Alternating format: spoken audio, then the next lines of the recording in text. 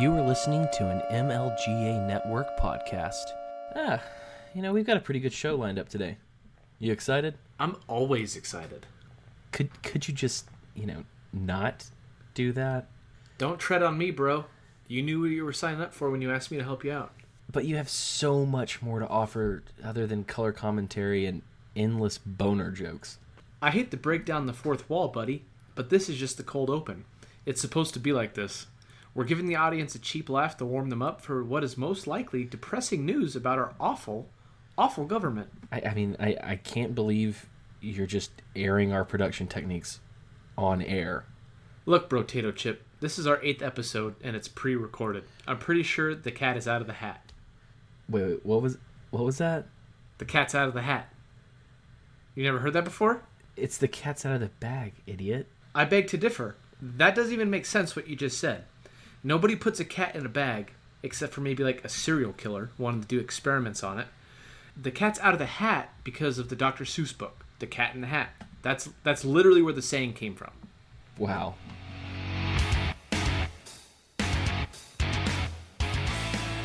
Welcome to Make Liberty Great Again, the best damn Liberty podcast that you've never heard of. Phil and I will be your guides as we peer into the ridiculous reality of our society and our government. Let's get to it. Hi everyone, thanks for tuning into today's episode of Make Liberty Great Again, Phil and Cam's Bogus Journey. I'm your host Cam Harless, and joining me today is my co-host, Philip Alphonse Padilla. I know you know that's not my middle name. Philip Aloysius Padilla? Are you trying to dox me or something? Listen, we already talked about this. The cold open's over, man. Philip Annabelle Padilla. See, now you're just being hurtful. That's too far. Well, thank you for the perfect segue into our first topic. I don't like being used. Well, do you know those cute little cartoons that have been going around lately of the little aliens doing normal human things and saying it in strange alien ways? It's called Strange Planet. Chicks dig it a lot. Yes. I know it, but I'm going to feign ignorance so that you can tell the story. What is that? What happened? Well, the creator of these comics is a dude named Nathan W. Pyle. He's actually been pretty prolific lately. My wife sends me some of his comics like almost every day now. But last Monday, Nylon posted an article titled, "The guy who makes those cute alien comics has really bad opinions on abortion." That's a really long headline, but, what did he say? That seems like kind of a really bad way to spin it. Well, in January of 2017, he was dating a girl named Sue Jin. She mentioned the March for Life, which, if you don't know what that is, it's a march for people who are pro-life, and that happens across the country every year. I've gone a few times in the past. My mom was heavily involved in the pro-life scene, so I've been in that world basically my whole life. But I'll actually read you her tweet. Quote, "Today, rather than any other emotion of anger or sadness or frustration at injustice, I choose to feel insurmountable gratefulness for the gift of my life. Thank you, Lord, for my every tear and every laugh and every breath of this short life. Thank you, Father, for the stories of others from last year's March for Life who were also discarded or abandoned, yet were given a chance to live. Thank you for the courageous mothers. Thank you that the loneliness, helplessness, and loss, the brokenness of this world leads us to so hope and long for your beauty and your rescue and your redemption." So, I don't get it. That doesn't sound so bad, and he didn't even say it. That's his girlfriend's quote. I'm getting there. So Nathan shared a screenshot of her post on Twitter and added, "When I think of the March for Life, I first think of the life story of my girlfriend, Sue Jin. I am thankful she was given the gift of life." And that's it? That's it. A girl on Twitter who goes by Anarcho Pup Girl retweeted him and said, "Oh, yikes. The cute alien comics dude is anti-abortion." Why do, millennial thoughts always say yikes, so much? What is so appealing about yikes? I've been wondering that too. The Nylon article starts by saying we should be more careful with what we're sharing. Tells that brief story, and then ends with, "Though you may not have followed Pyle's account, you've no doubt seen his drawings reposted by others on social media, and maybe even shared some yourself. Finding out Pyle's problematic views serves as a needed warning to make sure the content that you're sharing was created by someone who views you as deserving of autonomy over your own body.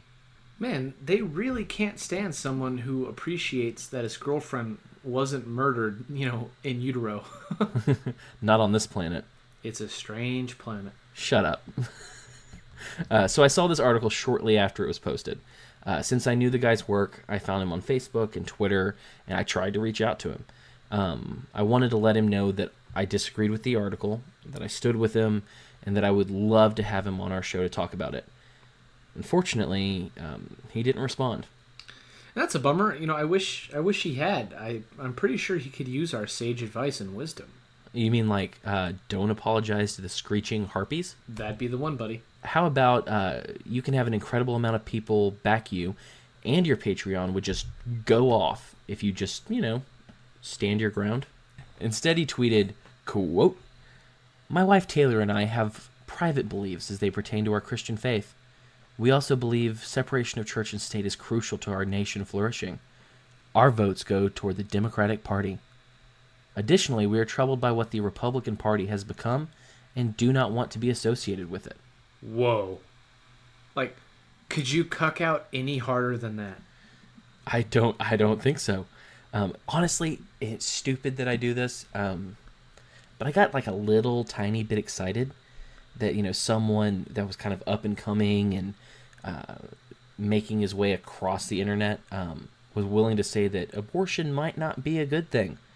I mean, even on all of his profiles, he says he follows Jesus, like on every account. I mean, you'd think someone who does that, and you'd think he'd have a bigger set than that. Yeah, you'd think, but he gets paid by BuzzFeed, so what are we really expecting at the end of the day? Just exactly what we got. A complete bomb. Ha! Speaking of bomb, thank you for the nice transition, my friend. How do you feel about bombing the American public? Meh. I feel like I need a pretty good reason. Come on, have a heart. All right, I'm against it. Well, guess what? Not everyone feels that way. Back in November, if you haven't heard, a representative from California tweeted about using nukes against civilians. That's nice. I'll read it for you. Joe Biggs, who's some blue check mark on Twitter that I don't recognize, tweeted at Representative Swalwell about his policies on gun control and disarming citizens. So basically, Rep. Swalwell wants a war, because that's what you would get. You're out of your f***ing mind if you think I'll give up my rights and give the government all the power. Well, Representative Swalwell replied with vigor.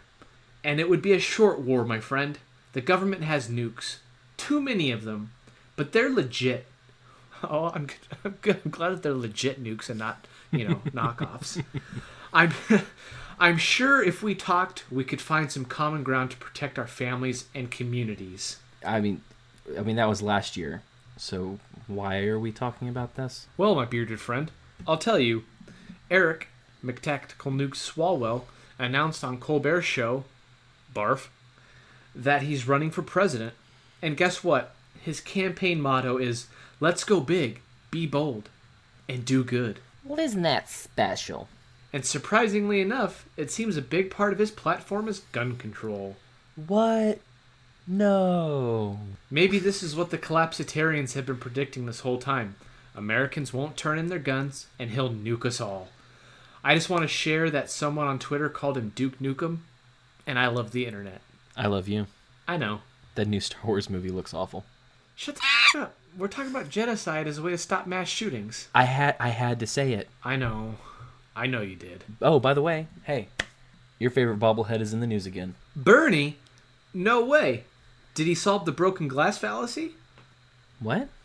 He took that header into some glass. You get it? You get what I'm trying to say here? It's funny.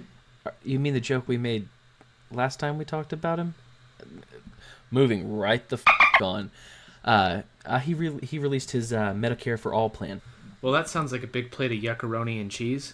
I hate you. But yeah, he's pushing for single payer out of the gate. How many people do you think are dumb enough to actually, fall for that? You know what? I actually crunched the numbers on this. At least half of them. But if you don't call it socialism, you can also get a few conservatives too. It'll only cost $32 trillion. Ugh. We need a new plague. We need to finally move to the secret compound that we've been building. We are the Branch Camvidians. Calm down, Crayolas Bane. I get excited, as we've discussed, but I'm working on it. I mean, seriously, don't make me kick you out of the compound before it's built. You can't kick me out. I have a degree in ass kicking from MCRD San Diego. That's the worst thing you've ever said. I mean, at least lie and say Paris Island. It sounds way cooler. Anywho, do you remember that CNN towel? I don't remember that CNN towel. Do you remember the CNN town hall Bernie had where this guy said he'd gladly pay higher taxes for free healthcare? Yeah? Why? No particular reason. Well, that's not true. I just wanted to point out how stupid some of these burnouts are. And I'm stealing that term from you, by the way. I just wanted to let you know. It's a good term. It's not the best, but I'm just trying to use it so you feel better. You're fired. That's what Trump said this week. Heyo. China. You're fired. Bigly. Wrong. If you're done having your stroke, the point that we're trying to make is that the Trump administration has had some more turnover this week. Yeah. I mean, that seems to be a running theme of the Trump administration. Yeah, it sure does, but they're not just small positions. We just had the Homeland Security Secretary, Kirstjen Nielsen. She just went ahead and granted Trump's request and resigned. The spelling of her name is an absolute abortion. It is. It is. And I don't know if it's Kirsten or Kirstjen. I refuse to say Kirstjen on principle, so I'm just going to say Kirsten. But anyway, moving on. Yeah, she went out ahead and Trump was like, yeah, I think you should resign, and she did. But to me, the timing seems kind of odd, considering that it just perfectly coincides with the surge of migrants that just showed up at the border. Or, maybe Trump was just fed up. I mean, after all, he's criticized her a lot in the past for not being tough enough on border security, so maybe that's just what what it came down to. I mean, at least she got a tweet thanking her for her service. True. She'll be succeeded by the current U.S. Customs and Border Protection Commissioner, Kevin McAleenan. Boy, am I glad to know his name. But wait, there's more. Trumposaurus Rex has also reportedly fired the director of the Secret Service, Randolph Alice. That's probably how you say it, so I'm gonna go with that. Alice. Just as a reminder, our official stance is that government turds knowing how to pronounce their names isn't important. It's not. But can I just say, speaking of dumb names, the dumbest name for a very highly visible department is the Secret Service. Am I missing the secret here? Don't worry about it, man. It's a secret. Don't worry. Stupid. Let me ask you something. Do you think that the firing of the director of the Secret Service could be Trump, cleaning house after the conclusion of the Mueller investigation? Do you think that he might have waited to get rid of a leaker until after he was exonerated? To quote Joe Rogan, it's entirely possible. I don't think I've heard about leaks coming from the Secret Service, but honestly, man, who knows these days? I don't know. The timing just seems funny, but that is absolutely purely speculation. Well, the left got to speculate for 2 years, so I feel like we can play around with it for a minute or two. Well, in that case, I think Randy is a damn dirty rat. And I hear that the biggest rats actually come from Ecuador. I mean, only if they're paid off by the IMF. Oh? Do tell, my cherished friend. Well, recently, Ecuador and the IMF reached an agreement on some policies that ended up landing them a $4.2 billion deal with the United States. Well, I mean, the IMF is headquartered in D.C., so I'm just going to call it a deal with the U.S. This deal will supposedly support the Ecuadorian government's economic policies over the next few years. But I bet that has nothing, at all, to do with Assange's recent arrest. I'll summarize something I recently read on antiwar.com. WikiLeaks has reported for a while that the IMF bailout for Ecuador had some American strings attached. One string in particular was revoking asylum for Assange. Well, son of a...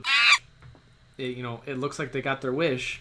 Ecuador's leadership has said that, his asylum wouldn't last forever, and I guess, obviously, now they weren't joking. They let the British police right in there and into the embassy and just drag him away. With the U.S. seeking to extradite him, I wonder how long it'll be until authorities in the UK comply. Senator Joe Manchin from Almost Heaven. West Virginia, Blue Ridge Mountains. No. Sorry. We don't have the money to pay royalties. Okay.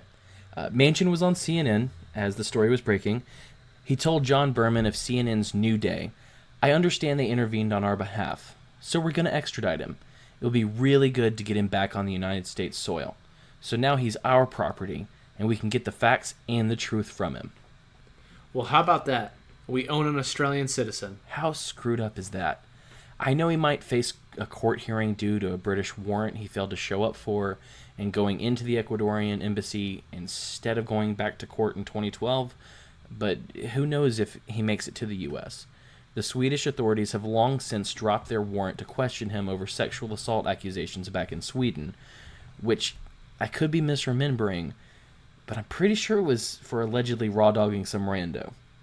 Well, it's no secret the U.S. has been wanting a piece of him, to try under the Espionage Act for years, which is why it's so dangerous.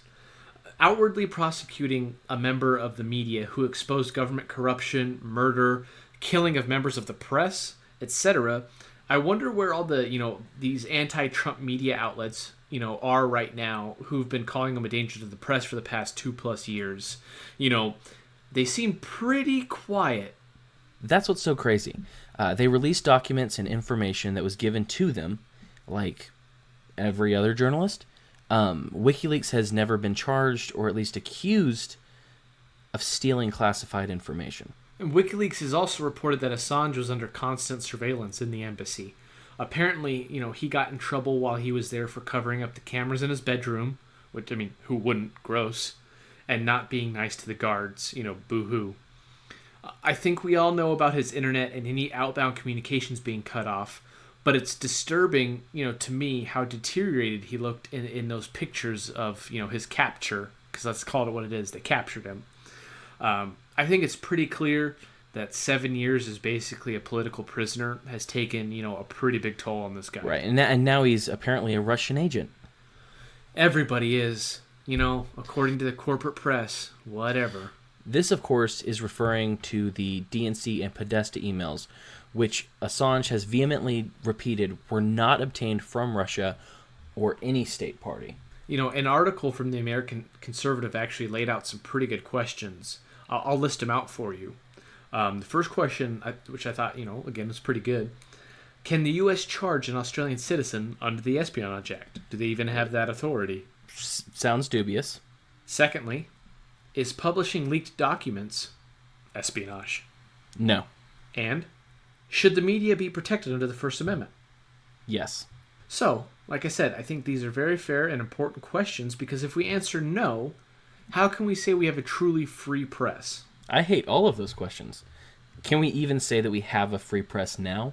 I hate that we have to ask those questions, to be honest with you. But, honest to answer your question, I don't know. But this certainly isn't a step in the right direction or even in a good direction. Do you want to hear what Ben Shapiro said about the Assange arrest? Not at all. I don't like it when my ears bleed either. I know exactly what video you're referring to, and I lasted about 1 minute. Well, Julian Assange is a hero. To quote him, "If wars can be started by lies, then peace can be started by truth." Free Julian. You said it, buddy. Free Julian. It's time for another round of This Week in Who Gives a Shit. That's not what we call it. It is now.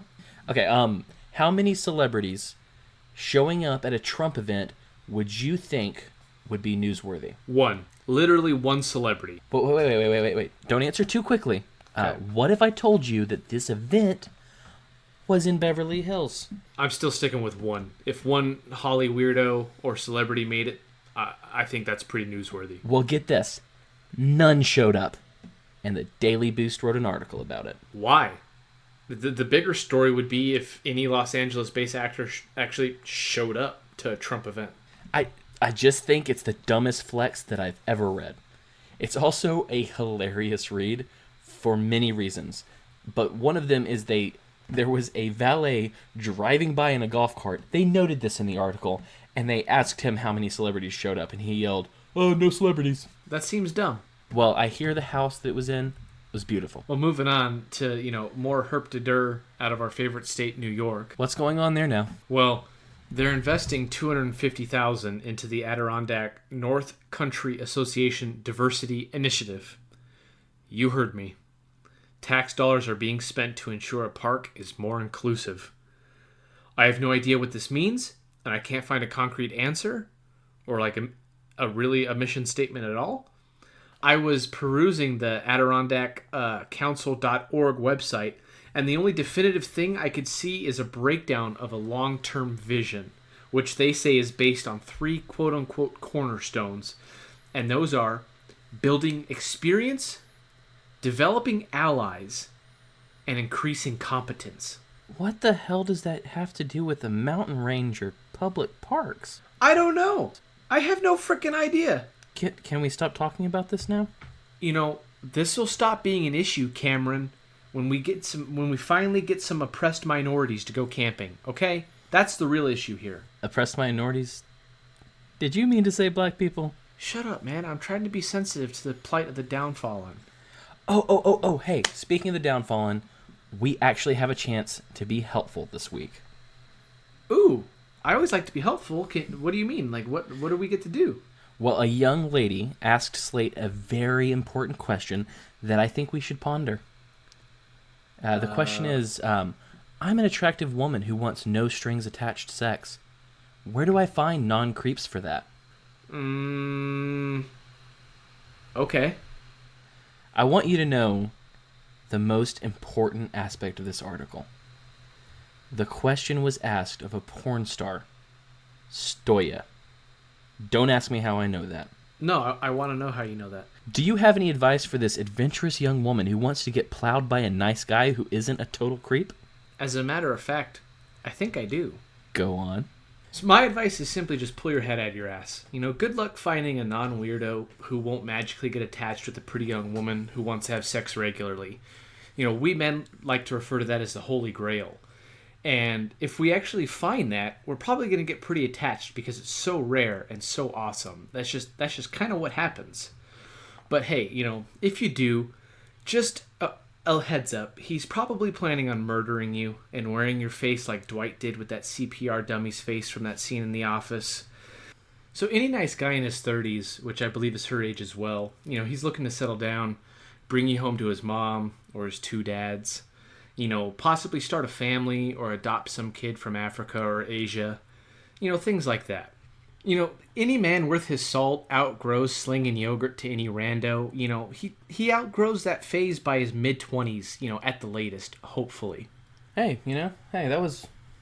that's a good note for the young lady. Yeah, and our last bit is our first piece of hard-hitting news in this section. Go ahead. Well, someone's leaving bowls of mashed potatoes on their cars and around their houses, and they don't know where they're coming from. What? This is news. This is real journalism. These are the hard-hitting stories that we need right now. I'm pretty sure this is white supremacy. I mean, that potatoes are white. Glasses of milk, the OK sign, frogs, and clowns. So mashed potatoes just obviously is the logical next step. This is the news that truly matters. And you can count on us to report it. All right, folks. Thank you for having a bit of fun with us and joining us on this adventure into the madness that is our world. You can follow us on Twitter, Facebook, Instagram, and Patreon at ThisIsMLGA. If you'd like to send us an email, you can reach us at thisismlga@gmail.com. Hit us up, subscribe, and make sure to rate us on iTunes. It helps us grow and guarantees new episodes. You know who's awesome? Hulk Hogan. Maybe in the 90s, but I'm talking about Ryan Burgett. After our interview, he got to thinking and decided to start putting out a daily podcast called Techno Agorist. His first 2 episodes are already up and running at the time of this recording. Luckily, he's going to talk about a lot of ways that we can live free in this unfree world. I'm excited to hear it. I'm always willing to live better than I am right now, and Ryan is perfectly suited to take on that challenge. This will be our second original show on the MLGA network. You'll be able to find it on iTunes, Stitcher, and anywhere else you download your podcasts. You can also check it out on MLGAnetwork.com as well as technoagorist.com. And maybe we'll have him on the show again sometime. But yeah, don't forget to check out the MLGA network. We are a small and scrappy group of libertarians that share all of the best liberty podcasts on MLGAnetwork.com. Make sure to check that out. We'll have even more original shows coming your way very soon. And as always, we're happy to be here, and we're happy you're with us. Stay sane, everybody.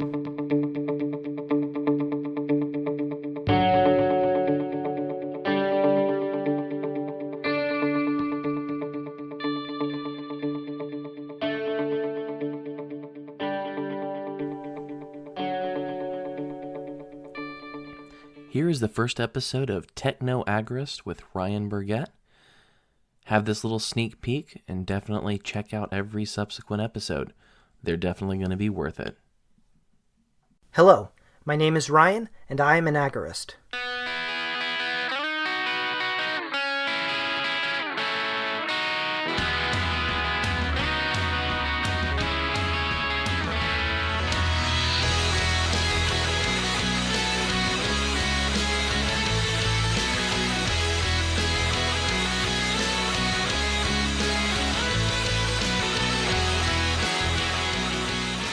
Have you ever stopped and asked, what am I doing with my life? What am I spending my time on? Is it really benefiting me? Is it really benefiting my family? Or is it benefiting somebody else? For years I called myself a libertarian. I called myself a voluntarist. I called myself an anarcho-capitalist. I spent all this time reading books, supporting candidates, helping with their campaigns. I tried to educate people I knew, friends and family, plus random people online. But let me tell you, that didn't do squat. Looking back now, it looks to me like an almost complete waste of my time and energy. You want to know something? The best use of my time and energy is not in worrying about what other people think, what they need, or what the government wants or doesn't want from me. The best use of my time is on me, on my family, what we need, what's best for us. These days, I call myself an agorist because I simply don't care about what the government has to say, and I don't care about these stupid political processes which make the worst among us rich and powerful. What I care about is taking care of my family regardless of what anybody or any state has to say about it. The reality is that if people cared more about themselves and stopped caring about what the state had to say, the world would be a lot better place. You can be an agorist as well. The difference between agorism and anarcho-capitalism is that agorism actually provides a way forward, and that is called counter-economics. Counter-economics is finding the things that you need in life outside of the state and outside of the state's systems. The idea is to find alternative and independent markets and sources for all of the essential things that we need in life, so that if the government ceased to exist tomorrow, we wouldn't have to care and could instead just continue on with our lives. Counter-economics isn't about black markets. It isn't about doing illegal activity. It's about doing what is right for you and your family, regardless of what the state has to say about it. So if you collect rainwater, guess what? You're practicing counter-economics. You're an agorist. If you share files and code online without caring about what the government says about it, you're practicing counter-economics. If you plant a garden in your front yard, you're practicing counter-economics. If you do your best to keep your money away from the government, you're an agorist practicing counter-economics. Truth is that everyone is an agorist in their own way, but when you commit to that radical lifestyle, it's amazing what can happen. So what you can expect from this show are short, regularly released episodes looking at topics from the news and from life experiences, all from the agorist perspective, always asking, how can I better separate my life from the government? How can I stop worrying about what other people think, what other groups think, what the state thinks, and instead thinking about what's best for me and my family? This is Techno Agorist, Episode 1.